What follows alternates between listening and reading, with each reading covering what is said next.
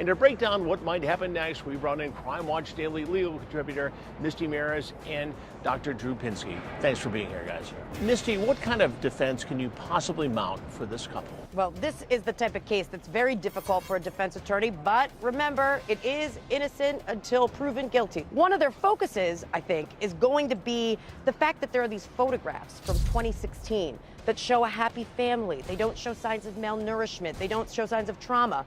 And what you're going to see is the defense attorney focusing on that and saying, this hasn't been going on since 2010. This is, if anything, a much shorter time frame. Just because they looked happy at Disneyland, it means nothing. Again, I want to hold these defense attorneys accountable for this stuff. I'm sorry, they're entitled to a defense, but I want the attorneys to kind of think about it before they mount You've studied this case. What do you make of it? As I think about these things, I consider them sort of a family cult. There can be a cult of two. Domestic violence, in a sense, is sort of a cult of two. In this case, the father seemed to be hyper-religious. He's probably psychotic.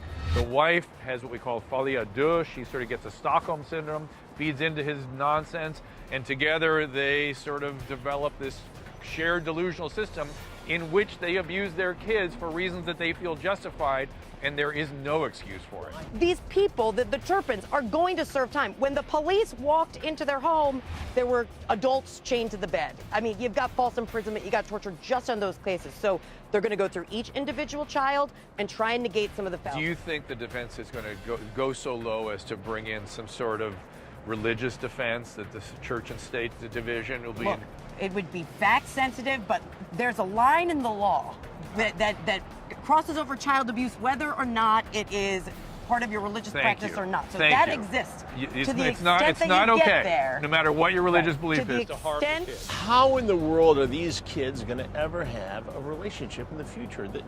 There has got to be trust issues here. Oh, there will be, for sure. And people that are traumatized, particularly at the hands of intimate relationships like parents and in childhood, they're injured in a way just as if you had some severe leg injury, it never fully heals. This is going to be something with them the rest of their life. At the end of the day, what happens to David and Louise Turpin? I think you see that defense attorney behind the scenes trying to do everything they can to plead this down. You're going to have 13 children and adults testifying against their parents. Maybe not. That is a lot for these kids to go through. These kids may not be willing to do it. Again, remember, they're in the cult. They're. But one escaped, Dr. Drew. Well, she she'd got be the out one. the window. Then she'd be the one. But think about it. It was only one. I mean, that's amazing, isn't it? And took her 2 years, as we heard, for her to really get the clarity and the confidence to go out and do this. And that's what's difficult for a defense attorney in a case like this, because their case hinges on facts like that. Why didn't you leave? If you could leave, when you had all these opportunities. Stockholm syndrome's real, and that's what experts talk about. So I think the way that this case unfolds, they're going to beg for a plea. I don't think the prosecutor's going to do it. They're facing lifetime sentences. Anything less than life, they should scoop it up. Dr. Drew, Misty, thank you for helping us understand these cases. I'm Chris Hansen. If you like this story, make sure you tune in every day to Crime Watch Daily. You can find where the show airs in your city at crimewatchdaily.com. Watch it live or record it on your DVR and watch it at